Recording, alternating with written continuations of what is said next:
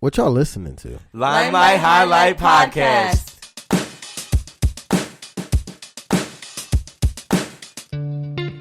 Welcome back to the show, Your Positive Podcast, safe space and great place for a positive outlook on life.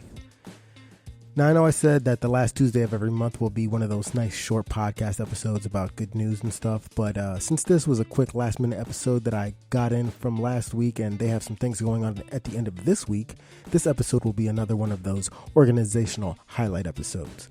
But before we get into all of that, we got some updates for you, and they're pretty exciting. Last episode, we discussed on how the Block Gives Back has an anonymous donors that are willing to help match $5,000 if we can raise $5,000 ourselves. Well, we're halfway there, but we still need a lot of work to go. So, as I said before, if you can contribute just $1, $2, or $3, it'll all add up and you can be part of the solution to helping out our favorite nonprofit serve those who need to be served. Speaking of serving, this past weekend, they gave out 171 platters, 4 dozen bagels, 100 plus snack bags, 50 plus full-size boxes of tasty cakes, and over 100 plus loaves of bread. So, very eventful weekend to say the least. And things are always changing at the Block. You know, you never know what you're gonna get. You know, you're gonna get a good meal, but they always got some special treats with a little bit of extra. And on the subject of change, here on the podcast, we have a lot of stuff planned and in the works, so pay attention to future episodes on some of those changes coming very soon. We got some merch in the works as well, but with the holidays coming through, we'll see how that unfolds. But like I said, keep an eye out for all those good things coming. More segments to be implemented into the show. But I'm working at a very slow and steady pace, trying to make sure everything I put out is tailored best for your listening experience. I want it to be good and not rushed. But all in all, I got a lot of stuff going on in my personal life as well as in the podcasting world. So I'm just happy for all my listeners who are continuing to ride it out with me and be there and constantly listen. I was speaking to Tommy the other day and he asked if I had seen an increase in listenership or growth.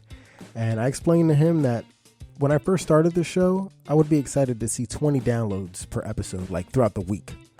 And as of late, I'm seeing about 20 downloads a day.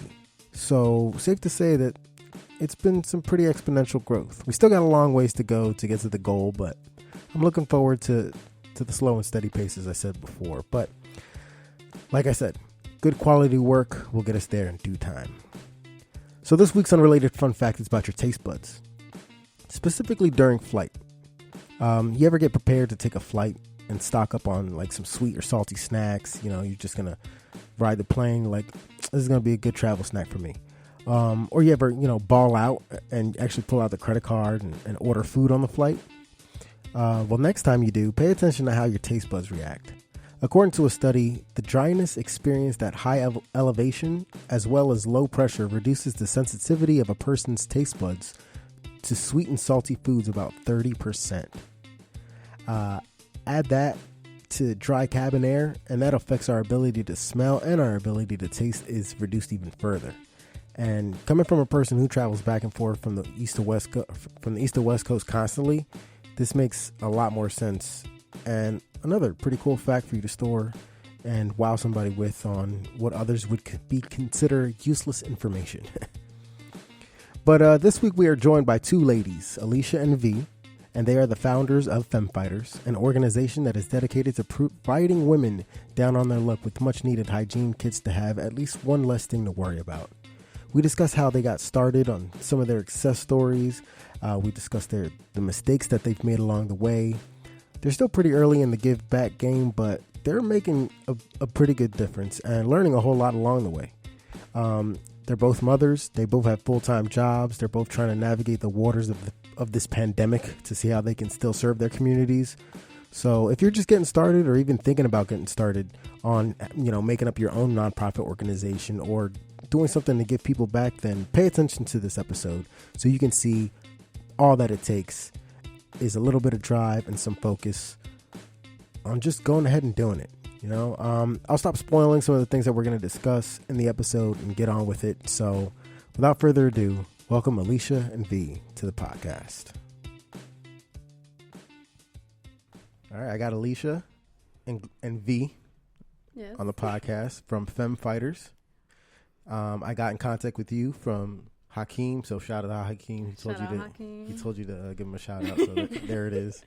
I'm gonna say anything more about that. That's it. But tell the audience a little bit about what you guys do and what exactly your organization is.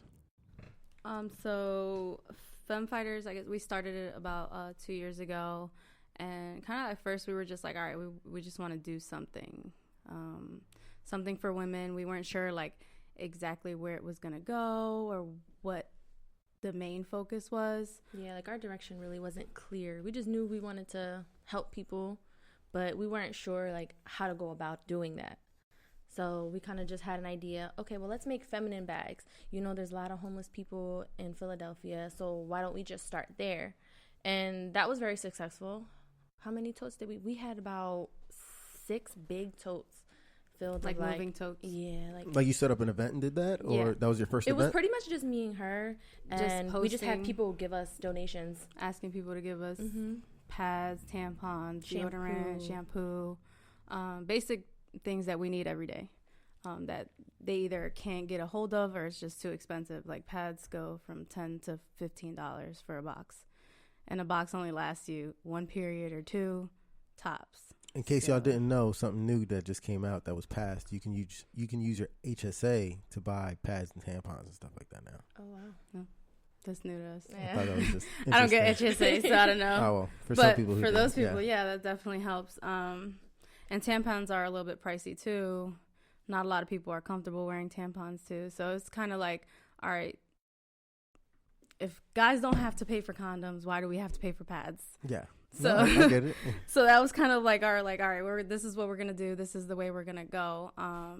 We also helped center. The Drooting Center.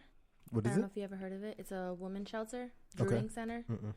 So that's where our first donations went with that event, because we weren't sure how to get actually into the homeless population and be able to put stuff out there without making anyone feel weird or making ourselves feel weird or just like giving people the wrong idea like of what we were trying to do.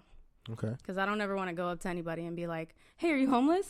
Here's a bag. right. That'd be a bad way to start a conversation. It kind of like we kind of had to figure out what we were going to do first. So we started with the center. So we did that. And then our next event was a toy drive. And we gave that to the center. And that was like really successful. That was great. That made us feel great to know that those kids that really couldn't get any presents because they live in a women's shelter woke up Christmas morning, and we got tons and tons of donations for that. What was next? What made you guys want to initially start this? Like you just came up together one day and was like, hey, you want to Honestly, yeah, that's really what it was. We were just talking one day, and I was like, hey, let's just do something for the community. And we're both from down there. So like she's from Girard and I'm from C in Somerset. So it's something that we grew up around. We saw nobody helping, something that we would want to change because we both have kids. And so to take, hey, we grew up here, they're going to be like, why? Yeah.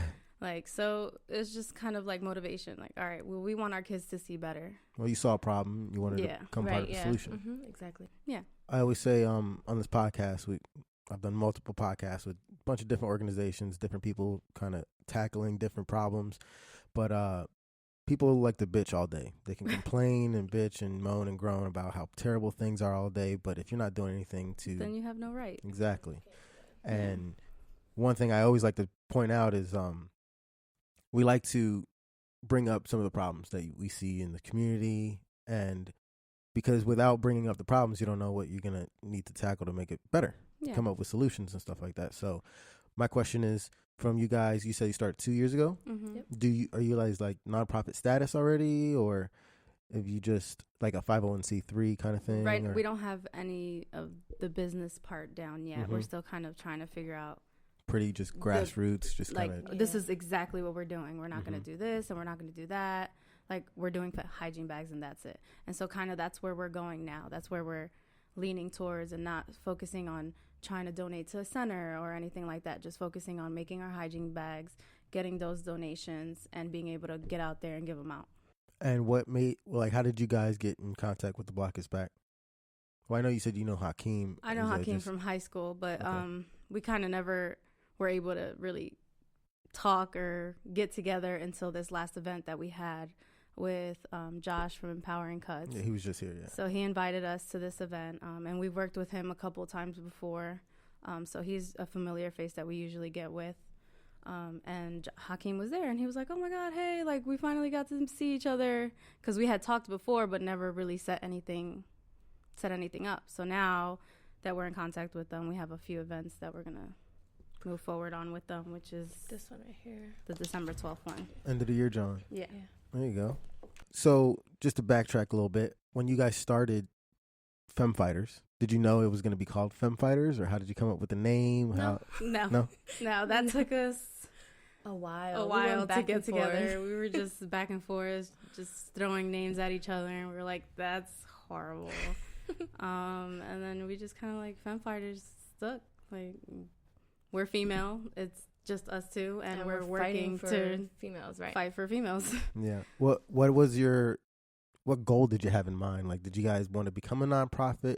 Did you just I know it started by just getting donations, giving it to a homeless shelter, working with, you said the Druding Center. Druding Center. Mm-hmm. What are some of the long-term goals that you guys saw yourselves kind of working with? I think we always knew it was going to be nonprofit, and we're probably going to continue to keep it that way, because all we gain from this is like a good feeling. And yeah, like we're not getting paid for this. We're not. Most of it right now still comes out of our pockets. Like, we made 30 bags for the event with Josh, and 20 of those bags came out of our pocket. Wow. So we're still doing a lot of out-of-pocket things, and it doesn't bother us because this is what we're doing, and we know you got. That's what you signed up for. Yeah, what you kind of want to do. Yeah. We knew that this is what it was going to be at first, and just hoping for something better. But we do want to get like a building or something down there and just have all kinds of resources. So not just provide the feminine hygiene products, but maybe a counselor or an outreach program, and have it mostly women, so that way women from the street feel comfortable coming in, not being judged, and you're just surrounded by positive, energized women that want to help you. Yeah. And so that's kind of the whole where we're going with Fem Fighters, being mostly all women. I mean, of course, the men are out here and they're helping and they're great, but just to feel comfortable, because I know a lot of women just don't feel comfortable. You don't know what they've been through. They might have been abused. You don't know what led them to the street. A lot of PTSD, a lot of stigma that comes behind that. Definitely. So I feel like a place that has women that you feel comfortable going to speak to is a place that's needed, especially down there. Do you see, with, during the duration of you guys working with some of these homeless women, or just in organizations in general, do you see, like, women have less, what's the word I'm looking for, resources than men do? Because obviously men don't have to worry about tampons and pads and things of that nature. Yeah, I mean, that's kind of why we did it. We're like, nobody really worries about this. Like, no one thinks about what we're going through every single month. And especially being on the street, not always being able to have a bathroom, or just not having pads in general. Like, I would die. I just think about it, and I would literally die if I couldn't have some kind of protection. Do you guys get any like volunteers to help you out, or is it only just you two we definitely get a lot of people that want to come out and help. Some people don't feel comfortable coming out, and so they'll actually just promote a little bit more, or they'll just donate us products, and then we have with just doing the event. A lash tech that wanted to help out, but she doesn't know how to really get out. So what she does is she provides a discount if you bring donations for Fem Fighters, and she'll give you a discount off of your lashes. Okay. And her name is Done by Dev. And so she gave us a lot of products too for this last event. So, I mean, that's one way to help if you don't know how to get out there, or she just doesn't feel comfortable with being in that environment because she's never been around it. So if you want to help, like, there you go. And you said each of you have kids, right? Yes. Yeah, I know you have one on the way. Congratulations. Yes. You have one? Three. You have 3 kids. Yeah. Okay. All boys, girls, boys and girls? Boy and 2 girls. There you go. And I have a 5-year-old girl, too. Nice. Well, you want to be obviously a good example. Good role model, exactly. Good role model. Showing them you can be out there, you can help people, you don't have to be afraid.